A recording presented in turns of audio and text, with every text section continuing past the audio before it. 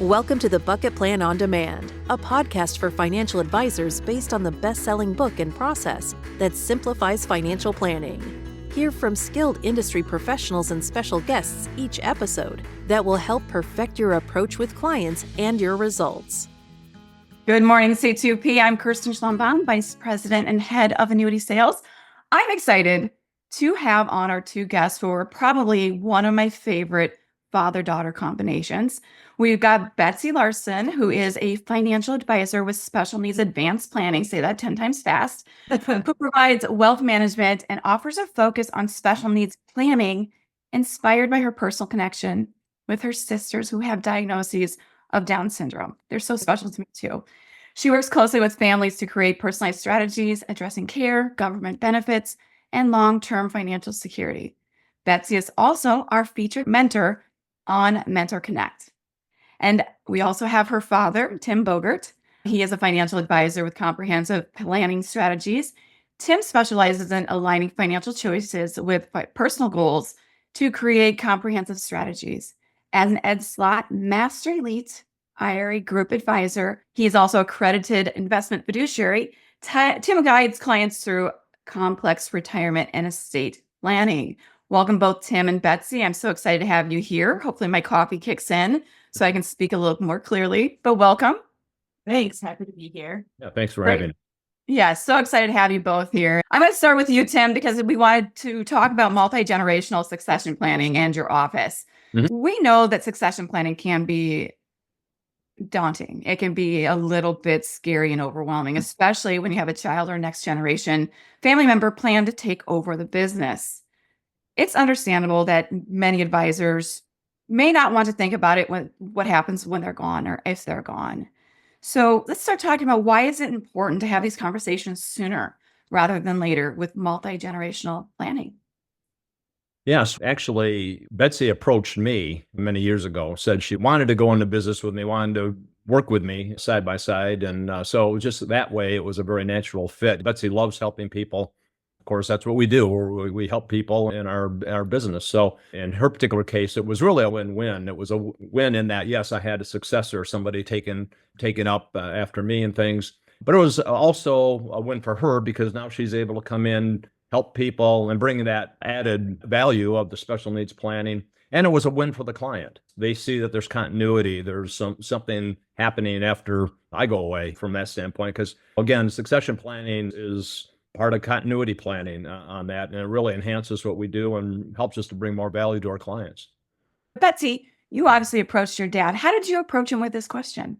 Yeah, so for a long time, I basically was just like, Dad, I want to work with you. I'll be your assistant. Please let me be your assistant. And he was like, I already have one. I don't need two. And then one day I was over at the house, I remember, and he was like sitting on the porch. Let's come out here for a second. And I don't know if he had just been at a conference or something clearly this was out of his mind.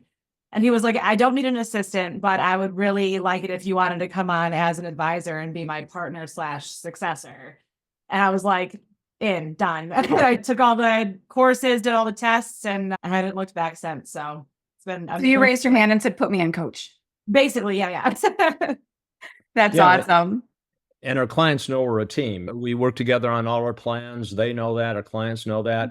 Betsy's in many of my meetings with the clients, and I can't believe it, but several clients prefer to meet with her and not me anymore. I don't know why how that happened, but really they feel comfortable with her. They know we're working together. They know if something happened to me, or if I was not able to make a meeting, she can step in and really be right up to speed with everything on that. So really the succession planning part is really making it seamless transition before you have to. In other words, we all have a expiration date. We just don't know when that's going to be. So we want to make sure that if something ever happened to me, then again, it's a seamless step. They're used to working with Betsy. They see Betsy. And as I say, many prefer to meet with her instead of me. Well, honestly, it's vice versa too. If something happened to me and I got hit by a bus on the way into work, everybody still has him. I feel like it's a win for both of us. Tim, you mentioned it's seamless, but you both have your unique services and you have your own brands and your own names. How does this tie into your succession planning? Because you are very unique in what each of you do. Yeah, it works out. As I say, it's a win in that I know I have a successor. She's working right along with me as far as that's concerned. It's a win for the client. We talk about the 5 pillars of planning. And for a lot of people, that is what they need, the 5 pillars on that. But Betsy brings in that 6th pillar of the special needs planning. And in our area, in the Detroit area, 16% of the population has people, family members that have disabilities or special needs. So the need there is huge. And so that really filled a hole in our practice from that standpoint. So as I say, it wasn't just a matter of, yeah, I need a successor. Who am I going to get and whatever? But she brought a lot of value to the clients, and the clients appreciate that. And they know it and they understand it.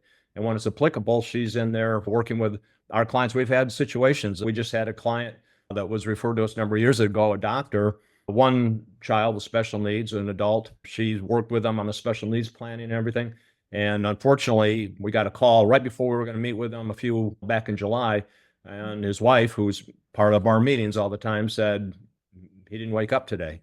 It was sudden on that. But we had done the planning, and Betsy was there along the way doing the special needs planning for their son. So again, everything's moving along and it's seamless working with us, and we're moving along with the process of their plan. So just the fact that I am able to bring in, I work on all of his cases alongside of him, no matter what. But the fact that I can also jump in there when necessary to bring in that expertise, I think, like he said, it's a huge value to our clients. That's awesome. I love that you guys blend together so well. It might be because you have a bond bigger than business. But I'm going to go back to revisiting the conversation on succession planning. I know, Betsy, you asked to be a part of the business. Tim, you sat her down and said, I'd like you to be an advisor. How do you guys continue the succession conversation with the two of you both still in the office? And how often do you revisit your succession planning? Back when we started this, and I think it was 2019, it was right before COVID. We did our agreement. She made sure I took out insurance on me. I don't know why, but in any event, we did that and got that funded and things like that. So we followed the steps necessary on that. We don't talk about it a lot. It's like, I guess, to a certain extent, like any business, it's almost like a marriage in that we just know something happened to one person, whether it's death or disability or retirement or whatever the situation is. The other one's just going to be another day at the office as far as our clients are concerned. The other thing that it really brings in, and maybe this is getting a little bit ahead of myself here, about 7 years ago or so, clients started asking me, hey, Tim, what are your plans? Are you going to retire? Whatever. Now, I don't have any plans on retiring. My wife does not want me hanging around the house. I love what I do. I don't pick up anything heavier than a pen here. Now at home, I'm working on a farm. So this is being able to leave and go to the office every day is nice. But anyway, they started asking me that question. And I told them I don't have any plans on retiring. But again, the back question that wasn't being asked is, hey, what happens to us if something happens to you? Again, it's about the client, and that's the way it should be on that. So again, the clients know we have a succession plan. They know Betsy, as I say, and Betsy's clients know about me. But the other real benefit, and we hadn't even thought about it this way, really, if we had thought about it more, it would have rang some bells. But now clients are referring their kids and grandkids to us, not because hey, come work with my advisor and he's in his 60s or whatever. No, work with our advisor and she can relate to you. She's the same generation, et cetera. So we're getting referrals now to kids and grandkids that we might not have gotten before, because who would want to work with me? Who wouldn't want to work with me? But on the other hand, again, that was another kind of side benefit, and it really helps us to solidify in our minds that we did something right there, and it's a good fit and people feel comfortable. And again, it's about the client. It's got to be a win-win. That's great. Now I do have a question from Charlie Ehrenfried. He's asking, what is your business structure and how is the ownership split? And are there any non-family members or teammates a part of this? No, it's just the two of us. I just do everything Betsy tells me to do. Like my mom taught me very well. Just like her mom. Yeah, that's right. She tells me to do something, I do it. I write her a check or whatever the situation is. Yeah, we haven't set up any special business arrangements. So we've talked about that. I talked to our CPA last year about doing that starting this year, actually, on that, but we haven't met yet with them on that. Yeah, right now my dad's book of business is his book of business, and I'm currently building my own. We just both also work on each other's, knowing that no matter what happens to either one of us, our clients are going to be well taken care of. So it's not a formal structure, but that's how we have it right now. I think it goes back to Tim's point that it's about the client. So the two of you are sharing your books of business with your unique abilities makes it a great partnership. Now, Tim, I want to revisit the idea of succession planning with your child or a family member. What are some key points or steps one should keep in mind once they start planning for the succession? I think number one, I always bring it back to the client. It's got to be beneficial for the client and obviously for you. So I would say number one, is it a good fit? Do you have somebody that's a team player? My feeling in just in general in life that when it comes to people, 1 and 1 doesn't equal 2, it equals 11. Having that younger viewpoint, having the wisdom that they bring and the challenge. Hey, did you think about this? Or maybe we should do it this way. You can't be afraid of that. So I think it's a matter of just being open-minded to it.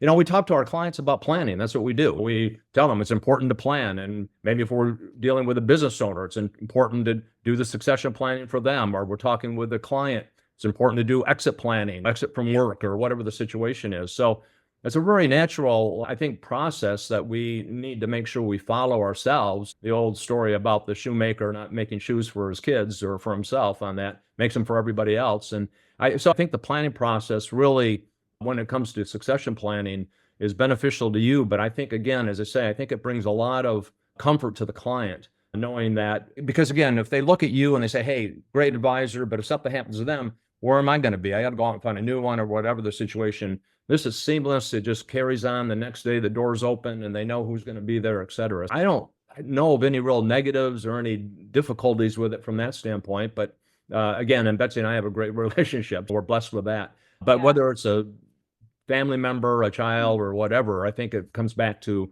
being a good fit, a win for you, the client, and letting them know that there is a successor here. Now, one of the things on the right fit call, I'll ask clients if they're working with an advisor, what happens if something happens to your current advisor? I don't know. They don't know. The advisor never talks to them about their succession plan. So I'd say, you'd be out there trying to find somebody? Yeah, I guess so. We've closed that loop with our clients. They know that again, the succession is there and it just passes right along, and we work together on all our plans. Yeah. One of the things my dad did when we were first deciding to do this was he had me also take the Colby test, and he took the Colby test to just figure out where our strengths and weaknesses lied to see how we would mesh as a partnership. I think that was a really helpful kind of test to be able to see, okay, this is where my strengths lie, these are where yours lie, and this is where we can fill the gaps for one another. So that was a helpful exercise.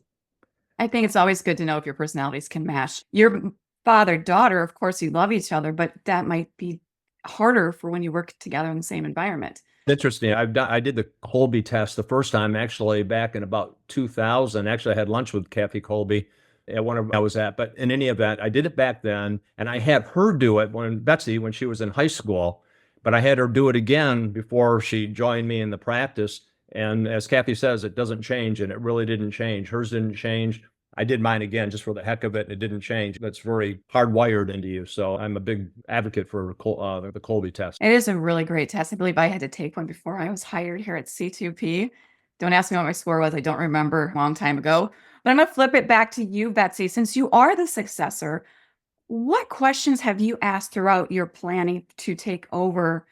Have you asked just to prepare yourself so that you're ready when your dad hands you the baton? Yeah. So again, I know we keep saying this, but like the client's always our main focus. Like, what do we need to make sure that we are doing now to ensure that the client is going to feel comfortable and confident with me taking over? So a lot of it right now, I try to make it with as many clients as possible, so they really get to know me. All of his clients know they can come to me with any questions and I can help them. I think that more frequently than not, they are contacting me for any sort of a question rather than my dad. But another thing is like just making sure that our processes are really seamless, because if something happens to him, because right now it is just him and I, we don't have anybody else other than C2P behind us. And so I would need to find somebody to come work with me. So I need to make sure those processes are seamless. That way somebody else can come in and fill in for my shoes while I go and fill in his. And so that's my main focus. It's all client centered, though. It's always just making sure that whatever I have to do to make sure the clients know that they are going to be well taken care of with me, even if he's not around. Yeah, and the career path was really helpful in this as well, even though we had this going before that. When I took that, was it last year or the year before now? As soon as I joined C2P, and very helpful, it really helps. And we're working on getting that person in there to fill that chair. So we have that third person available here. And you feel like the teamwork movement really helps solidify your succession plan and the decisions that the two of you have made to have this continuity when the time Gave comes. us so many ideas, like so many things that we didn't originally think about that we could implement into our practice. So yeah, I went to it a year after he did, and it was a huge benefit. Very methodical, step by step. It was great. Yes. Yeah. Sometimes it's not finishing the marathon, it's having the track to run on. And that's what the teamwork movement does, is helps you solidify your plans. But Julie Manning asked a really great question. We're making this sound like it's super easy. Betsy and Tim, you guys have a great relationship, making succession planning easy. But what is the most difficult part of creating the succession plan? Is it leaning on each other, or is it really thinking about the worst side of the business if something were to happen? I always tell, like my wife, when I pass, I have so much in life insurance, and when I pass away, at least act sad for a few minutes on that. And same thing in this case with Betsy. If something happens to me, as I say, we're going to step right in there. I don't know if we really run into any difficulties, any problems. I think we try to check the boxes and we work closely together. Yeah. The only difficulty I've ever said to people that are like, how did you I would love if my child wanted to get into the business, I would just say my dad had 13 kids, he got one. So just keep on trying.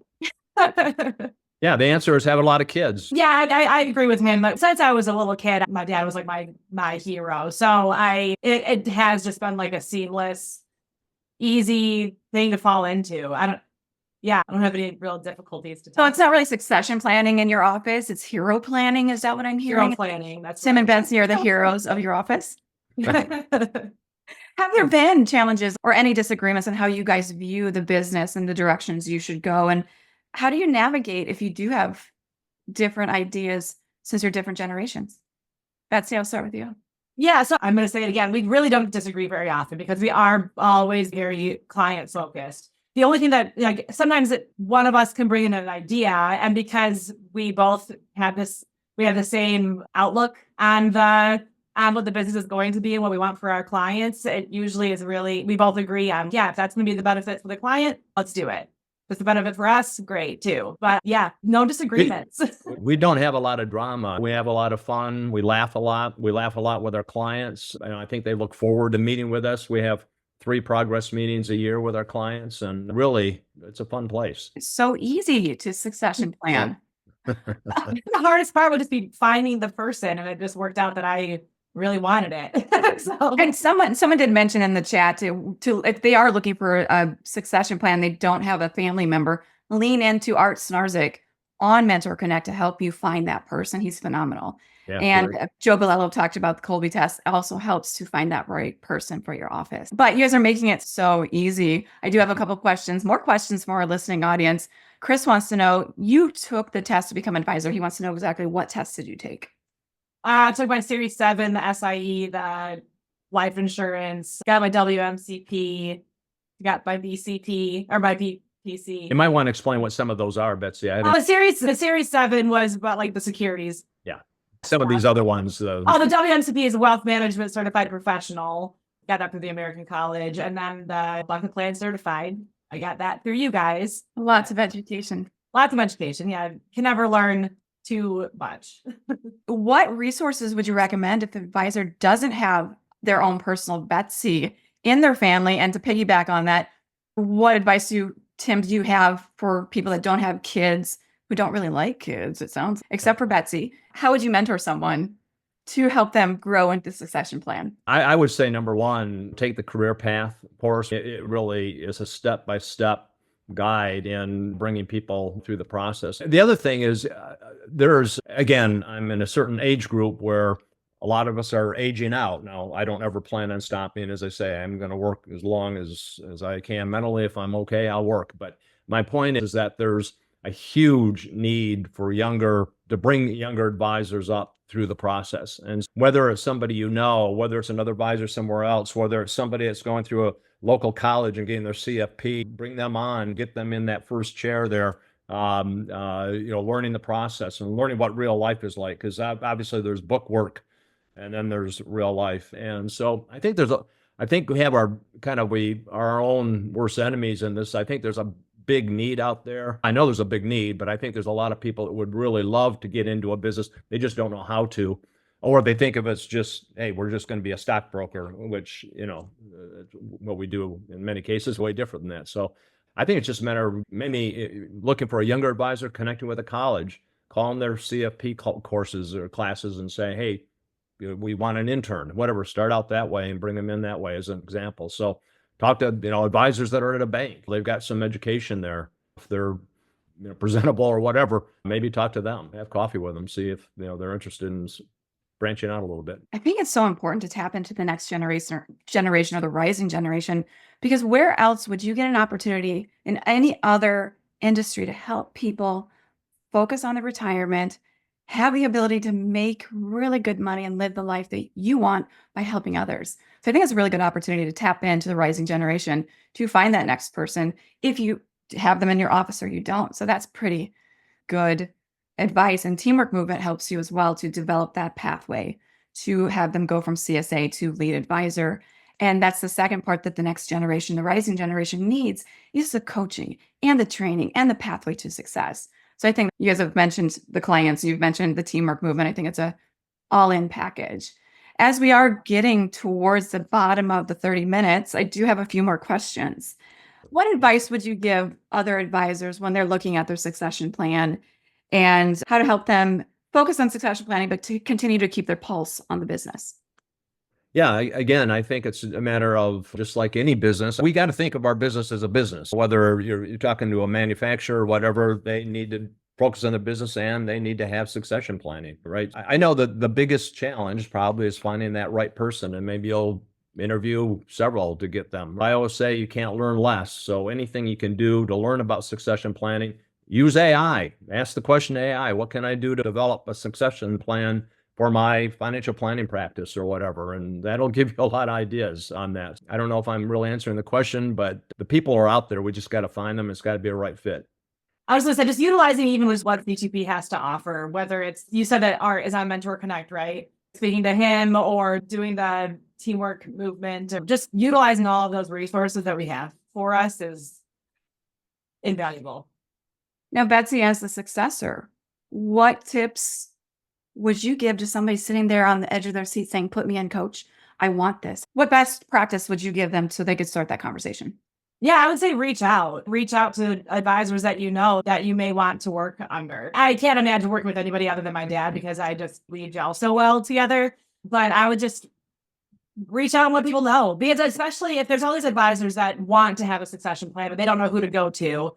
And then there's all these advisors that want to work, but they don't know who to go to. If they just meet up, whether it's over coffee or over anything, really, I think that's just important just to throw it out there and ask that question. If you never ask, you never GET. So if you're thinking about becoming a succession plan or having one or being the successor, ask, start the conversation. Yep. Betsy and Tim, it's always a pleasure having the opportunity to speak with you. I've got a lot of love for what you do and, of course, your family, because they mean so much to me. So thank you for sharing today.